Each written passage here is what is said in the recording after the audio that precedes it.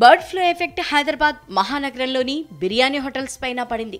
గత వారం రోజుల నుంచి హైదరాబాద్లోని అనేక హోటళ్లలో చికెన్ పూర్తిగా మాయమైపోయింది. బర్డ్ ఫ్లూ కారణంగా చికెన్ అంటేనే భయపడుతున్నారని, మటన్, సీ ఫుడ్కే కస్టమర్లు ఇంపార్టెన్స్ ఇస్తున్నారని హైదరాబాద్ హోటల్ యజమానులు చెప్తున్నారు.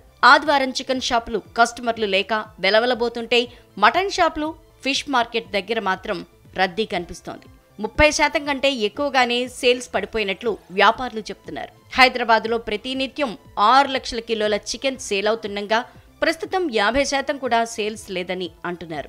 మరికొన్ని రోజులు పరిస్థితి ఇలాగే ఉంటే తాము చాలా నష్టపోయే పరిస్థితి ఉందని వ్యాపారులు వాపోతున్నారు. డిమాండ్ పెరగడంతో మటన్, ఫిష్ ధరలు కూడా 17% పైగా పెరిగాయి. వారం క్రితం కిలో 850 ఉన్న మటన్ రేటు ప్రస్తుతం 1000 రూపాయలకి చేరింది. నగరంలో చేపల ధరల విషయంలోనూ ఇదే ధోరణి కనిపిస్తోంది. కిలో 50 నుంచి 100 రూపాయలు పెరిగింది.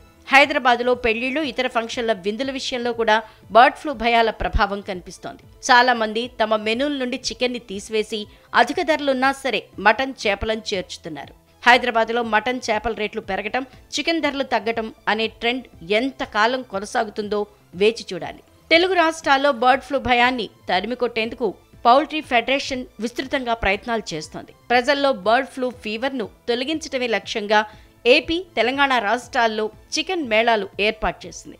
ఈ మేళాల్లో చికెన్ ఫ్రై ఐటమ్స్తో పాటు బాయిల్డ్ ఎగ్ను ఉచితంగా పంపిణీ చేస్తున్నారు.